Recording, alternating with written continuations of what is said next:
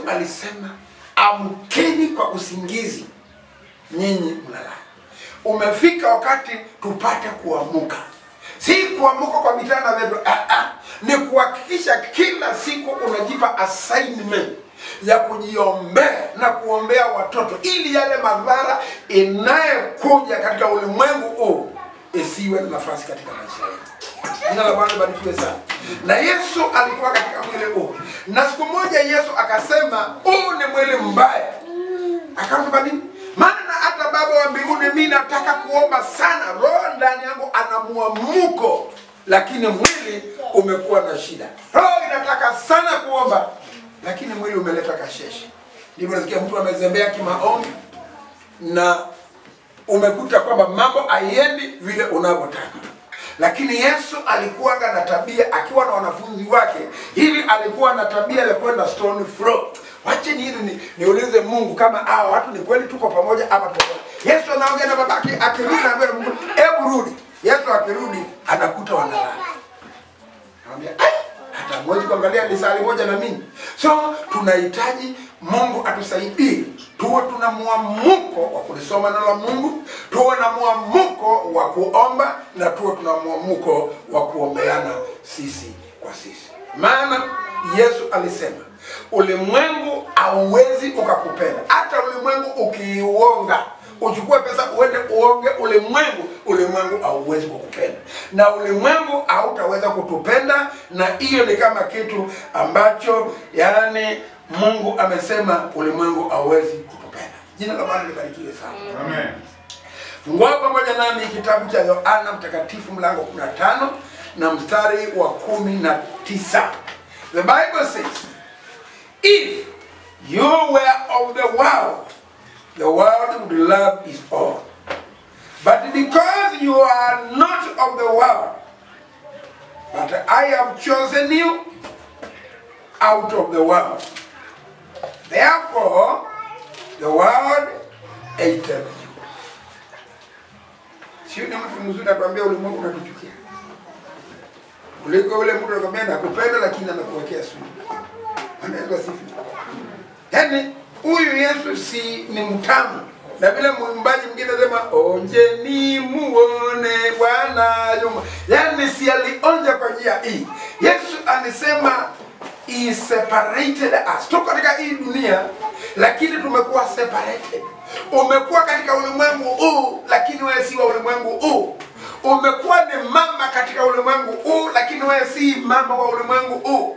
Umekuwa ni mama wa sikujua, ni mama wa Magomani, ni mama wa Birikani, ni mama wa Voi, lakini si mama wa Voi. Wewe umekuwa separated. Ni kwamba ni kama vile unaona gari linatoka Mombasa na mwingine anangojea mizigo yake Nairobi.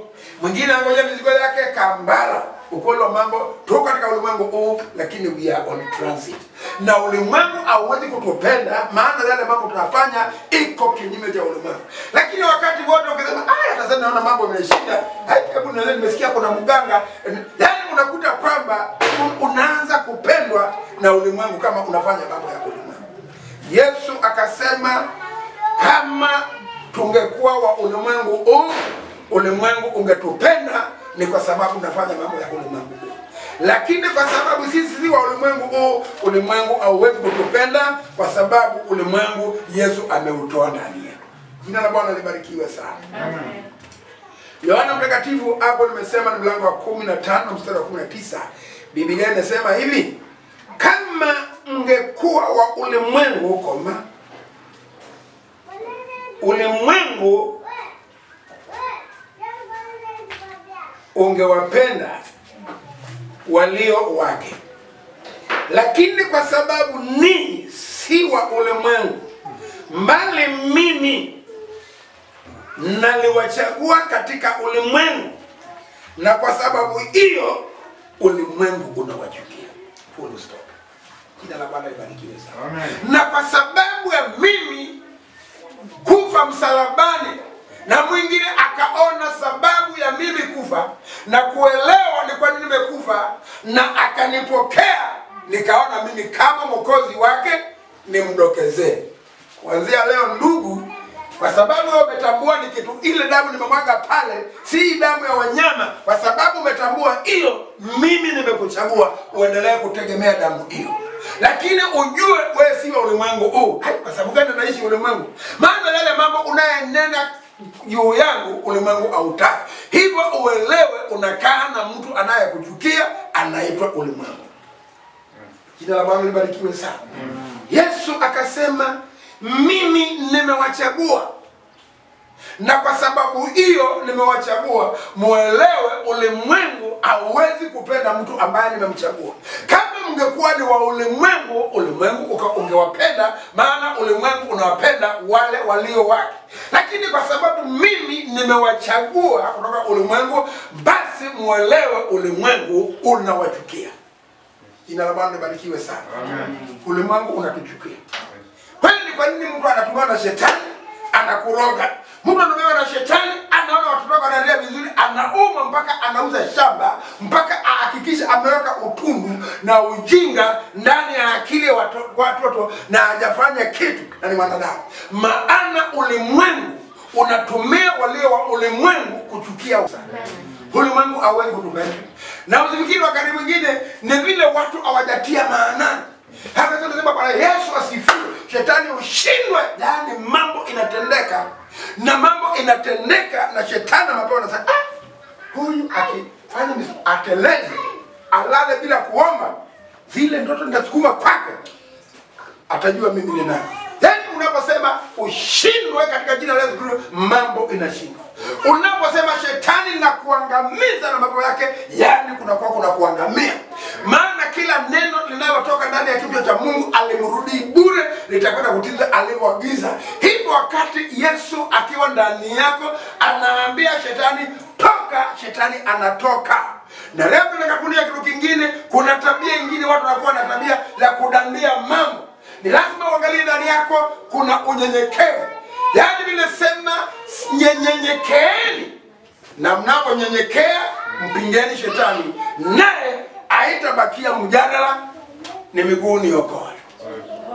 Jina la Bwana libarikiwe sana. Unyenyekevu ukiwa ndani yako, shetani unampinga, na akipingwa na mtu mnyenyekevu haibaki jambo lingine. Hata shetani anaelewa huyo mtu, kwa sababu ninajua maana mimi ni shetani na mimi ni roho, na ameamini na amenyenyekea. Kwa hiyo anapoambiwa anipinge, amenipinga, hakuna mjadala, ni kukimbia. Amen. Jina la Bwana libarikiwe sana. Biblia inasema sisi si wa ulimwengu huu, lakini tumetengwa na ulimwengu huu unto the glory of life. If you were of the world would love you. Maana ulimwengu hauwezi kuchukia.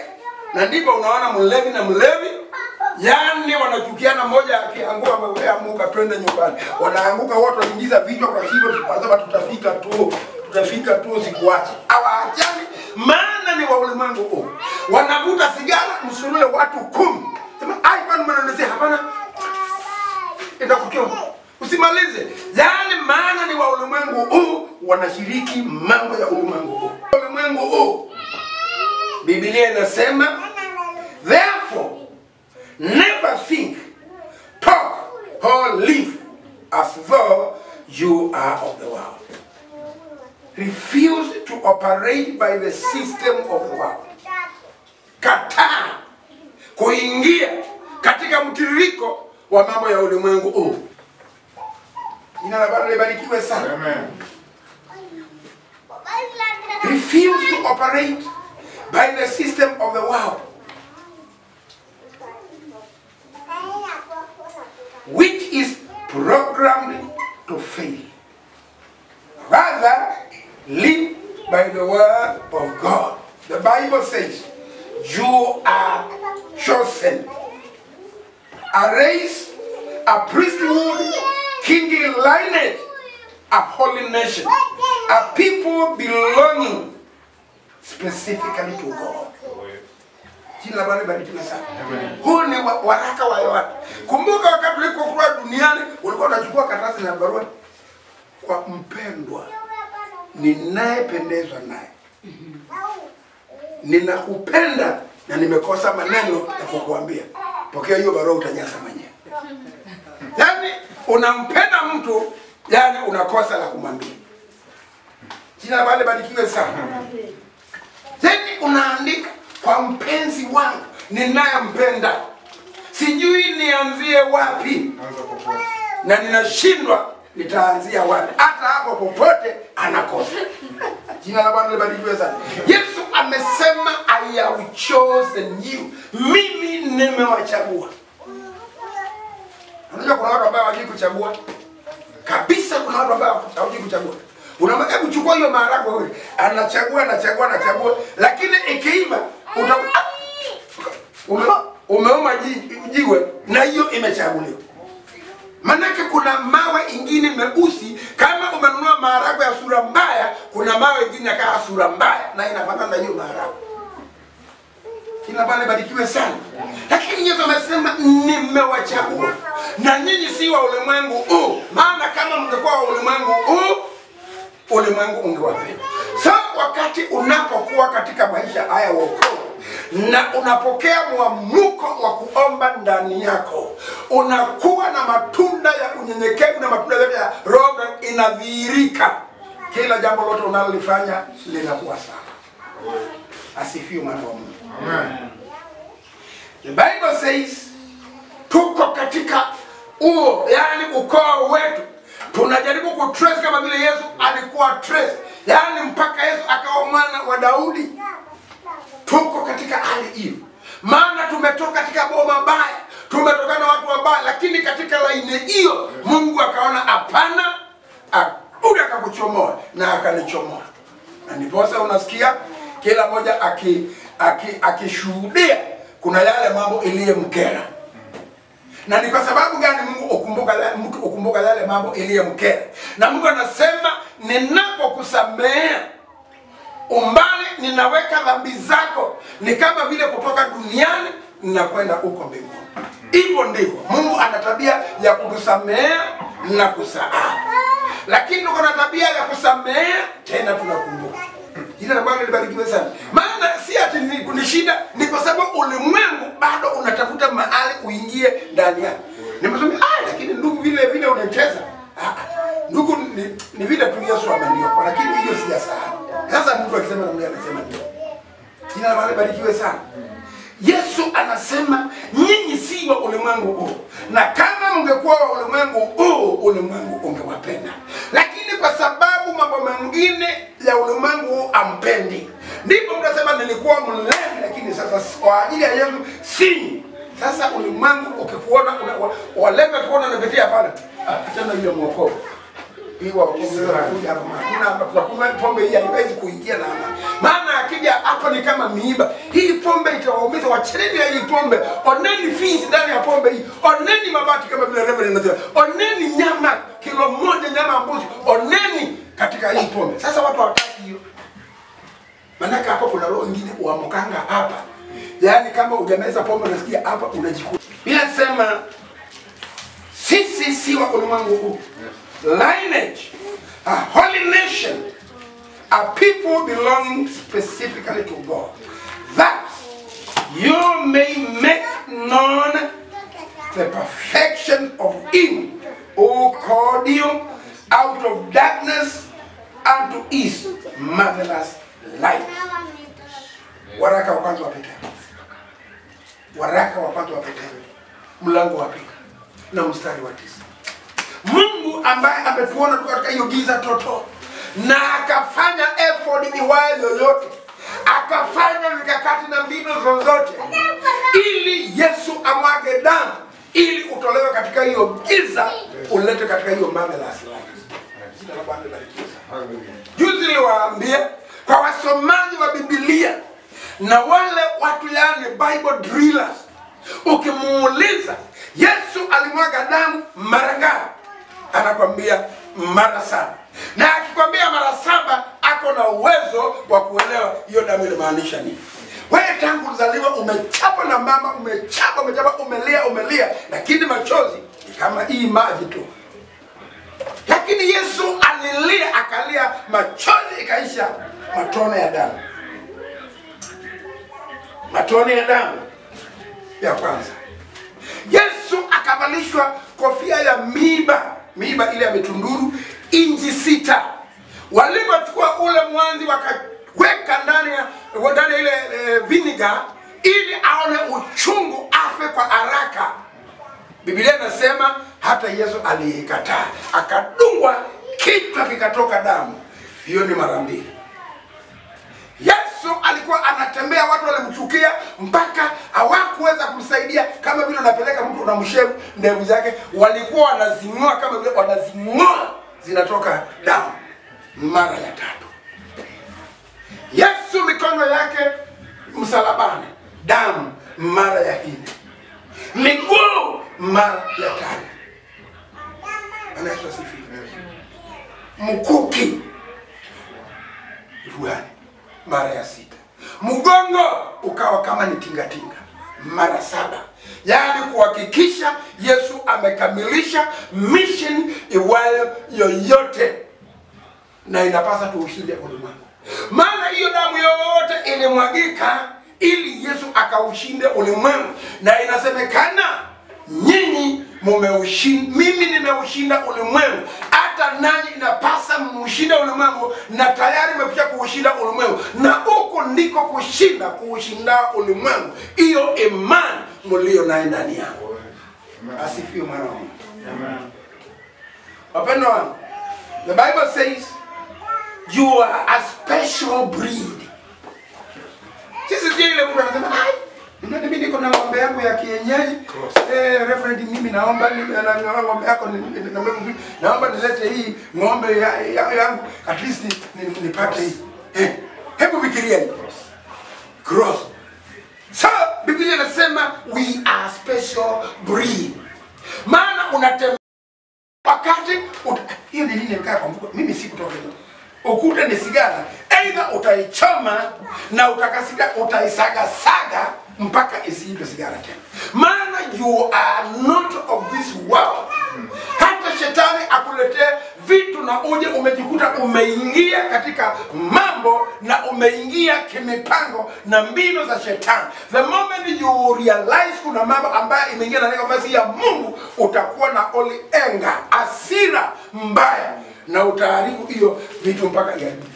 Ndipo unaona watu wakienda kuomba, unauliza mtu, wengine unaketwa baba amepanda kwa mkanga, iko leta unakimbia, iko kimbia pasta leta kibiriti na mafuta, kimbia leta mafuta. Yani inakokwa moto, because we are not of this world. Amen. Asifiwe mwana wa Mungu. Amen. You are a special breed, born with the life and nature of God, and called to display the perfection and the excellency of divinity. You have been born into a kingly lineage. Yes, after physically. You may look like your neighbor next door who's not born again. But in reality, you are royalty because you are born of God. He has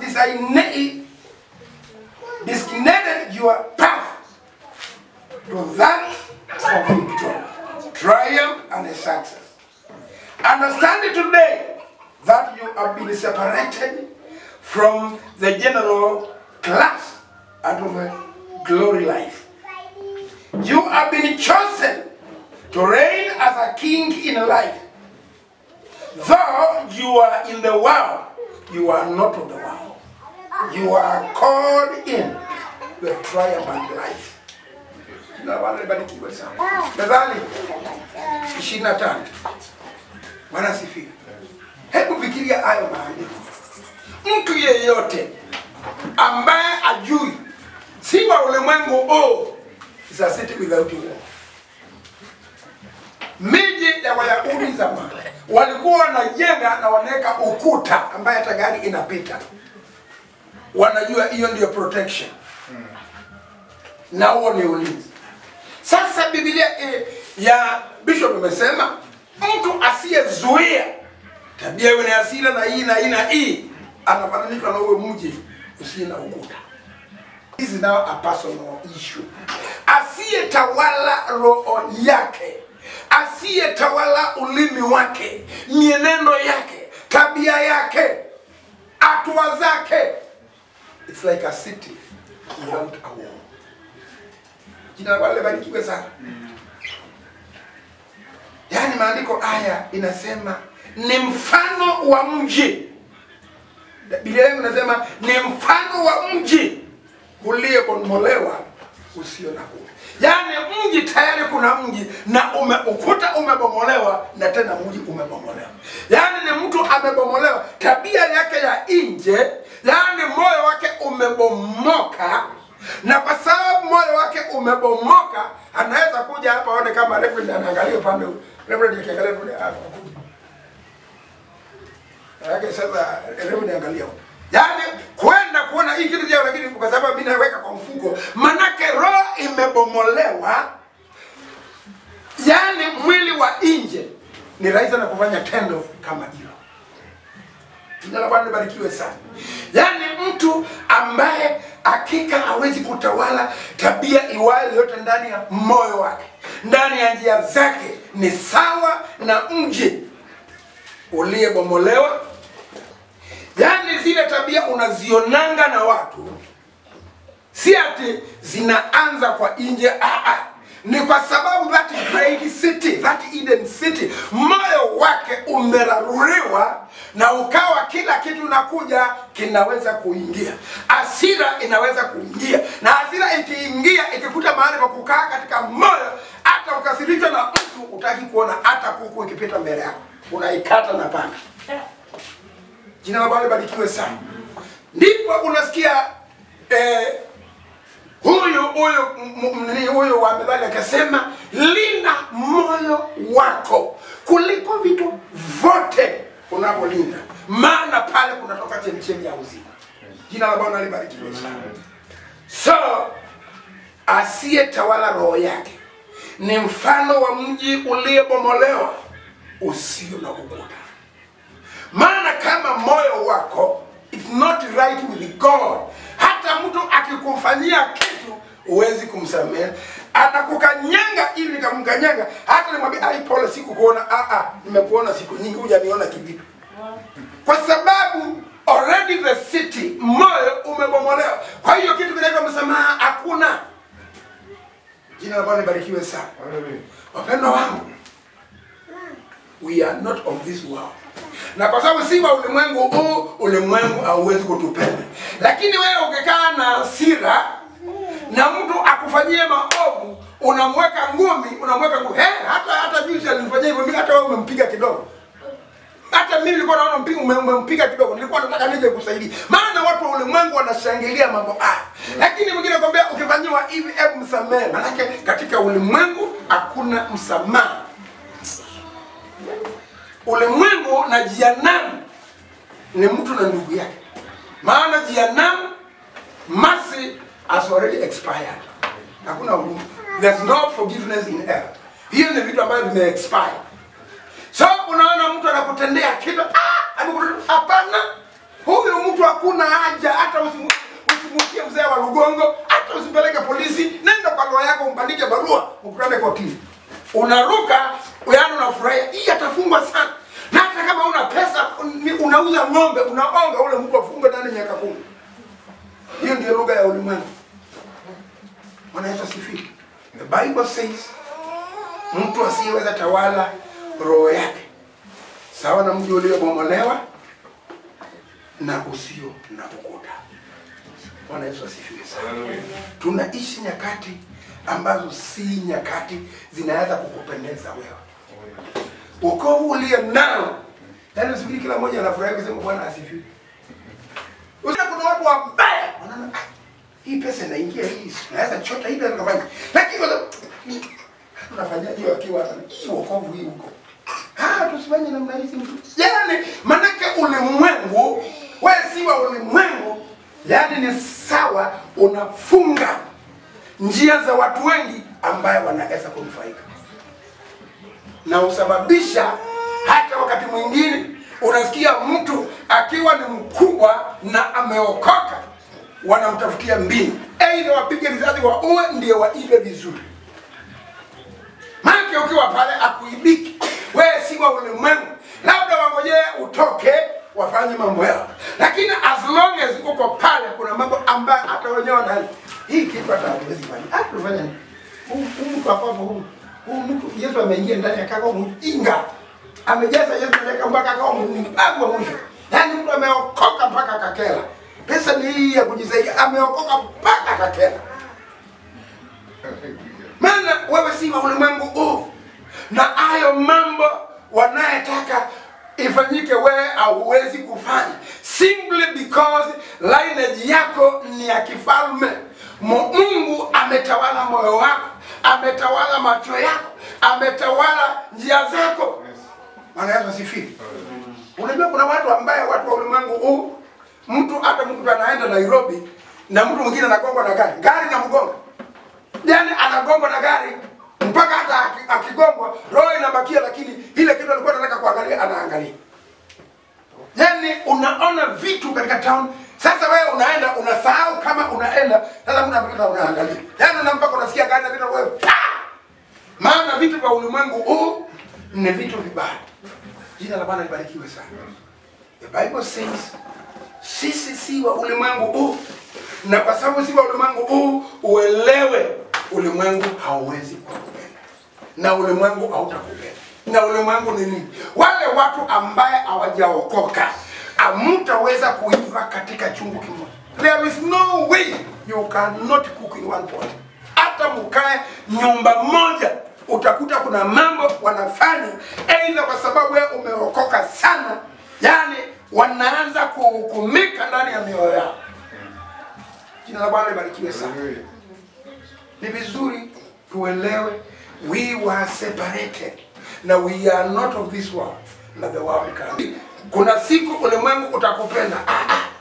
Ulimwengu, mahali ulimwengu unaweza kukupeleka, ukiacha njia ya Mungu kidogo tu, ulimwengu unasema tumeangukia. As long as unaendelea kukaa ndani ya Mungu, basi ulimwengu unazidi kukuchukia. Na ndiko unaona hata wakati mwingine mtu ameokoka na hata ni kama tu unatumiwa CID na dunia. Yaani ni mtu tu, na si ati ni ameanguka ile ambaye hawezi kumrudia Bwana, unaenda unateleza. Yaani hata pengine ni mtu ambaye amekwambia ndugu nishikie hii mfuko. Kumbe hiyo mfuko ndani yake kuna bangi, kuna bombe, na kwa sababu watu akili hii mfuko nini? Hii mfuko ni ya ule. Ina nini ndani? Na Mungu iko na bangi na iko na pombe. Na hata hisi yako na mwenyewe ndio. Polisi hawataki kujua, na mwenyewe kwani unamuuliza nini hii ni mali yangu? Wewe ndiye mwenye mali. Lakini kwa sababu amesport, kwa sababu mimi ni mhubiri na wewe ni mhubiri, unakaa katika news. Mhubiri ameshikwa akisafirisha bangi.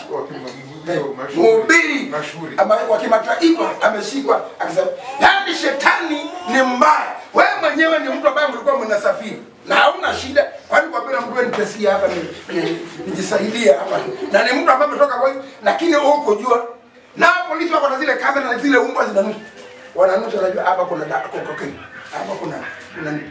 Wewe simama, mfuko una nini? Hata hii mfuko si hapo hata. Nyewe sasa ndio walikuwa wameenda kujisaidia. Tayari kinapofika wamefungua, wamekuta bangi na cocaine. Hii mfuko ni mfuko ni kwani mnamsumbua huyo ana shida hii ni mali yangu. Lakini kwa sababu wewe umezoea na baada ya kwanza mimi nimeokoka sijui hiyo ndio mzuri. Mhubiri wa kimataifa alikuwa na mbegi mkubwa amebeba bangi. Na kwa hiyo si wewe. Jina bali barikiwe sana. Na mambo kama haya ikitendeka, kama utajikwamua na kama nitajikwamua, ni kwa sababu the city, yaani moyo wangu ni thabiti na umesimama. Lakini kama utawauliza kwani unauliza nini, na mimi na mwenyewe ndio wewe mnatakia nini? Sheria inasema handling vitu vya wizi. Sheria inasema kula kushika huu mkoba, sasa umeunganishwa, umekuwa kitu kimoja. Sasa yaani unaangalia hiyo sheria, unakuja kwanza sheria za shetani ni mbaya. Yaani kwa sababu umeshika na kweli mwenyewe ameonekana, lakini shetani pepo ako na njia za kutaka kuharibu reputation yako. Jina la Bwana libarikiwe sana. Mtu yeyote ambaye hawezi kulinda nafsi yake, it is a city, like a city without a wall. Jina la Bwana libarikiwe sana. Songa pamoja nami kitabu cha Nehemia. Hawa ni watu ambao umekwisha kuwasoma. Na hawa watu wako na wanaishi na wana tabia mbaya. Hawa watu wako na wanaishi. Nehemia mlango wa 4 na mstari wa 1 inasema hivi: lakini ikawa Sanbalati aliposikia ya kwamba tulikuwa tukijenga ukuta. Hebu sikia. Taarifa. Hawa wamekuja hapa Marekani, walikuwa kwa ushirika tu kwa Mama Brian. Aliposikia, wapendwa wamekutembelea. Kwani huyu ameokoka? Kwani huyu ameokoka? Waliposikia tulikuwa na ushirika fulani. Waliposikia tulikuwa tuna maombi ya kufunga na kuomba. Waliposikia tulikuwa na mkesha. Waliposikia tulikuwa na mafundisho ya vijana. Waliposikia tulikuwa na mkutano wa couples. This is what the Bible says. Lakini kama Sanballat aliposikia ya kwamba, ni kusikia tu. Kuna tabia ya kwamba kuna mtu anaendelea kujenga na ukuta, na kuna tabia ya ni kusikia tu. Hata kama ungeleta ni kusikia, wewe umefika bado, mimi sijafika, lakini nimesikia. Nimesikia. Sijaona, lakini nimesikia. Biblia inasema hapa. Lakini ikawa Sanballat aliposikia ya kwamba tulikuwa tukijenga ukuta, akaghadhibika. Mawe haikuwa ni ya mama yake. Mawe haikuwa imetoka kwa kware yao. Mawe haikuwa inatoka timbo yao. Lakini aliposikia akaghadhibika. Jina la Bwana libarikiwe sana. Kuna watu ambaye yani nimesema vijana na wasalimu kwa jina la Bwana. Bwana asifiwe. Yani kuna mtu aliposikia namna hiyo, kijana ambaye amejiamua kuingia kwa shetani, anaposikia anaghadhibika. Ule mama fulani alifundisha couples ya mama. Ndiye amefundisha wamama kushika Mungu. Yaani mtu anaposikia kipawa cha Mungu kiko ndani yako, si vile unafanya kazi nzuri, Reverend, sasa unafanya you are blessed. Anapoona kazi ya Mungu inafanya, the Bible says anaghadhibika. Huyu kitu kilichomkasirisha ni kwamba huu mlango ulikuwa umebomolewa, lakini usikia kuna mtu amebeana hii shata, tena mlango unafungwa tena kwa hata kufungwa. Yani vitu ambavyo uelewe shetani. Yani he was furious. Very indignant. Na kile kinachosababisha namna hii ni kwa sababu huyo mtu alikuwa ulimwenguni na sasa ameingia ndani ya Yesu. Sasa huyo alikuwa ni mlevi, tena ameachana na Mungu. Ni kwa sababu huyo amesikia huyo ndugu amekaa vizuri na amesoma vizuri, akili inashika, sasa amepata promotion. Yani building a wall. Na Biblia inasema rebuilding, which means ukuta ulikuwa. Na ikawa kwa sababu ya wana wa Israeli kutoshika maagizo ya Mungu, ukuta huo ukabomolewa. Basi tunasema akanena mbele ya nduguze na mbele ya jeshi la Samaria. Bwana Yesu asifiwe. Akasema Wayahudi hawa wanyonge wanafanyaje? Yani aoni, maana kama watu wanajenga, it means pale kuna mtu ambaye anaweza kuonua block na akaiweka juu, na kuna mtu anakoroga mota na hizo block zote zinaunganishwa. Lakini sasa anapotazama anaona uzembe, anaona watu hawajiwezi. Jina la Bwana libarikiwe sana. Na anaenda kwa jeshi. Na akienda kwa hiyo jeshi, aendi kuzungumza mambo ya kutia moyo. Akasema Wayahudi hao wanyonge wanafanyaje? Je, watajifanyizia mboma? Watatoa dhabihu au watamaliza katika siku moja? Ni maswali yote. Hakuna hata kitu ya kutia moyo. Vile unakuta mtu akijenga, ndugu barikiwa na hata mimi nimekuja nitaleta mfuko wa simiti. Wewe namfanya bidii, si Mungu awape neema mali. Yaani hapa ni maswali mvurulizo inaendelea. Maswali ya kwamba hata mkijenga kama hamtakesha pale, ako na tabia ya kuja mahali ambapo mjenga kabla mjafika lino, agonge hiyo ukuta na ubomoke. Kwa sababu hataki kuona kitu kizuri ndani ya. Jina la Bwana libarikiwe sana. Na maswali haya, hakuna swali lolote linaonekana kama ni ya kusaidia. Na anaendelea kusema, "Je, watayafufua mawe katika chungu hizi za kifuzi, nayo yameteketezwa kwa moto?"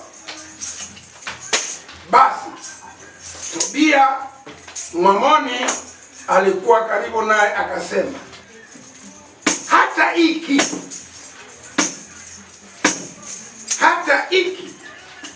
wanachokijenga, angepanda mbweha angebomoa ukuta wao wa mawe. Hata mbweha.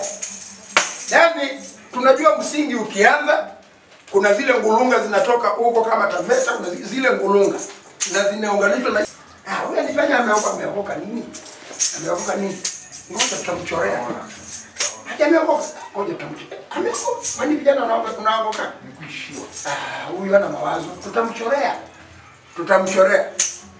Wewe hiyo mawazo ama maswali kama hayo ukiulizwa, nikiulizwa maswali haya na najua niko na Yesu kuanzia kilindi cha moyo wangu, response yangu itakuwa namna gani? Response yako itakuwa namna gani? Reaction yako itakuwa namna gani? Utareact ama utaact? Maana hivi yani pesa zote ambaye umefanya sasa, hii ndio unafanya. Hii ni ukuta. Hapa ni watu naishi ama hii ni kitangada ya kuku. Utareact ama utaact? Jina la Bwana libarikiwe sana.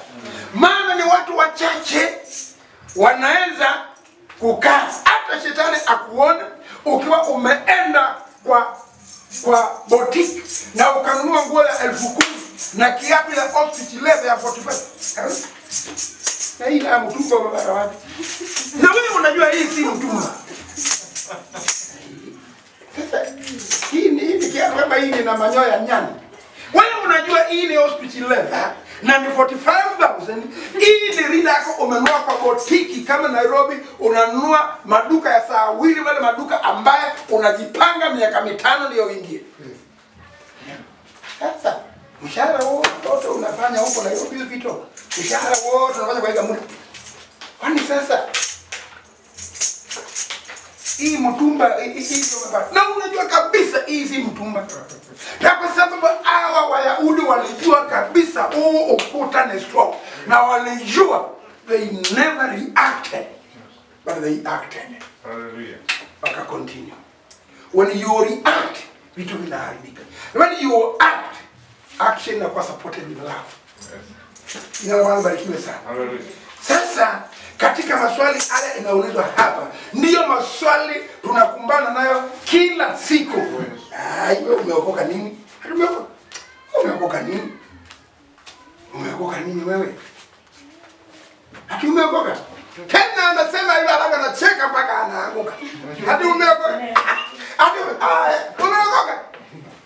Ndugu wewe umechanganyikiwa. Yaani mambo inazungumzwa wewe mwenyewe, ikiwa ukuta wa moyo wako umejengeka, hautaweza kujiuliza ni kwa nini. Ninauliza wakati, kwani mtu anaonaje hivyo? Unajua nguo ni nzuri na umeikagua na umejua ni hivyo na umejua ni original, maana sio siku yako ya kwanza ya kununua nguo. Umechemsha. Hii mtumba hii. Hata hiyo ukifanya namna hiyo hata inararuka. Na unajua haiwezi kuraruka. Lakini anapambu mambo ndani ya moyo wako. Paka nguo nzuri sana. Unaahirisha safari. Unarudi nyumbani. Unaenda kwa kiwa yako. Kwaje umenionaje? Unakuta hakuna kitu, lakini ile maneno vile imepigiliwa ndani ya moyo wako. Jina la Bwana libarikiwe sana. Hata mbweha angepanda hii ingeenda chini. Na Wayahudi kwa sababu walijua hayo mawe, hizo ngulunga za siku zile, hiyo mota vile imekorogwa, maana walielewa hayo maneno yote hawakuweza. Yaani wa kwanza amekuja na mambo mabaya. Tobia naye amekuja kabisa kusii. Hata vile unasema Sanbalati, hii ni kweli. Hata mbweha akipanda hapa nasikia hakuja kusapoti. Ila Bwana barikiwe sana. Amen. Tunamaliza. Halafu anaenda anasema hivi.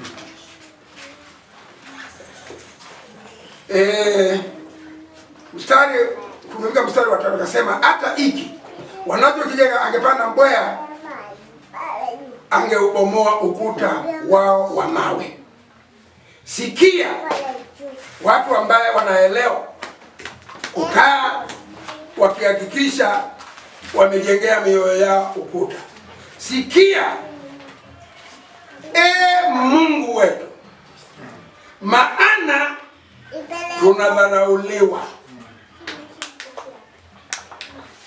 ukawarudishie mashtumu yao juu ya vichwa vyao, ukawatoe watekwe katika nchi ya uhamisho, wala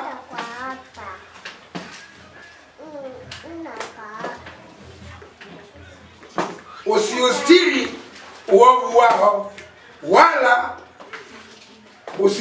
wala isifutwe dhambi yao mbele zako, kwa maana wamekukasirisha mbele ya hao wanaojenga. Basi tukajenga ukuta, nao ukuta wote ukaungamanishwa kiasi cha nusu ya kimo chake, maana watu walikuwa na moyo wa kufanya kazi. Bwana sifiwe sana. Mambo inakuja negative, lakini tuna moyo wa kuendelea na safari. Mambo inakuja lakini tunaukaza mwendo, tuifikirie mede hiyo tumewekewa. Mambo inakuja masikioni mwetu lakini tunakaza mwendo. Tabia mbovu zinarushwa kwetu lakini tunazidi kukaza mwendo, maana ile nia ilikuwa ndani ya Yesu imezalika katika nia zetu na tunasonga mbele. Jina la Bwana libarikiwe sana. Wapendo wangu, ni vema ujue you are not of this world.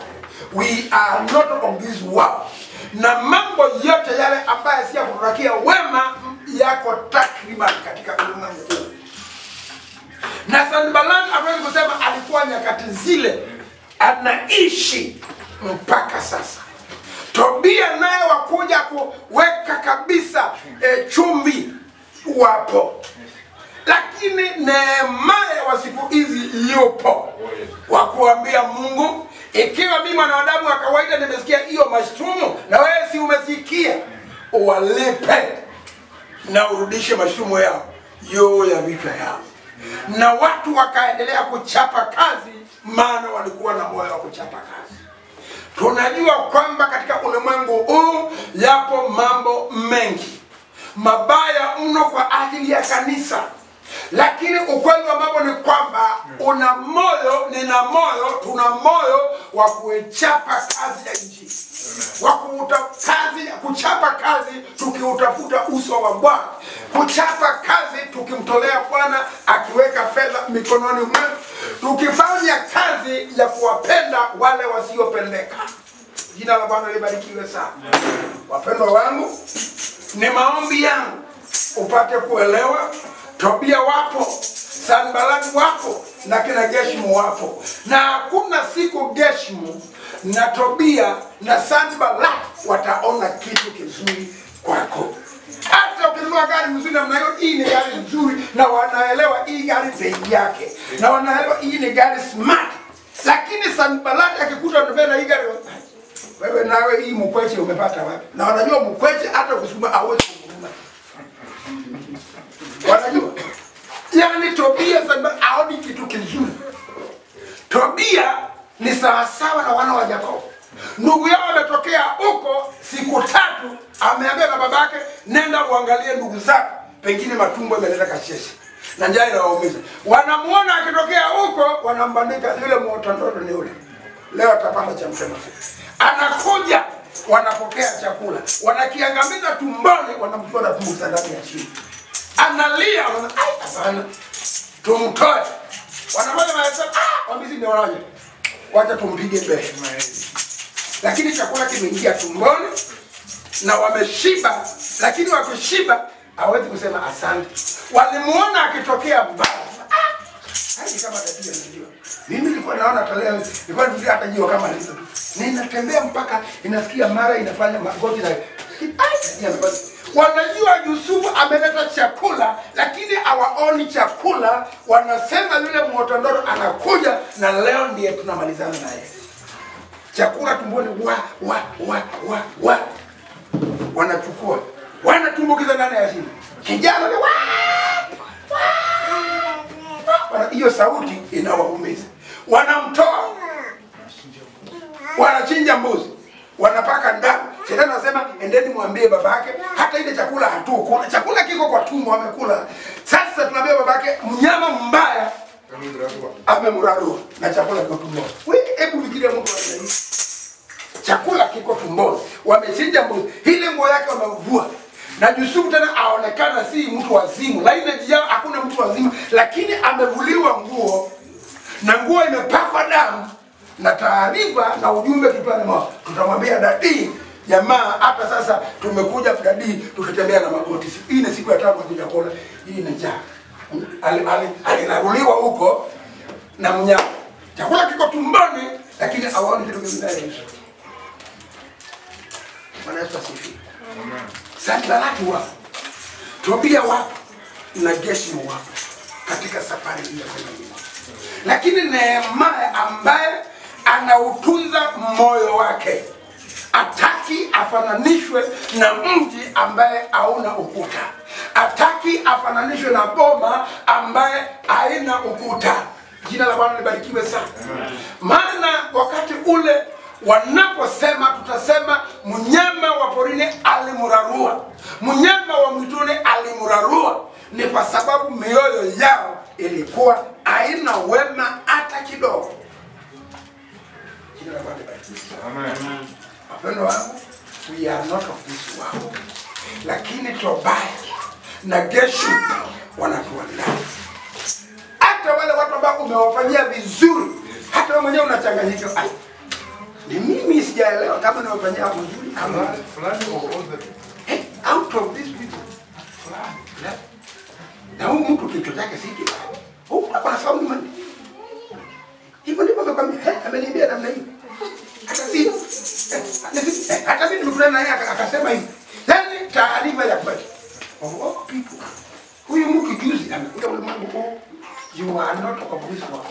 Na hakuna siku ulimwengu utakwenda. Hata wakati mwingine shetani huwa anajua huyu baba, huyu dada, huyu akiinua macho yake hivi aombe, kuna mambo yatatendeka. Lakini shetani analeta usingizi usio wa kawaida. Ndio kuna usingizi usio wa kawaida. Kuna usingizi usio wa kawaida. Yaani usingizi mtu akilala ni kawaida. Mtu anakuja amka tu, nilikuwa nimekata kwa usingizi kidogo kwa watu.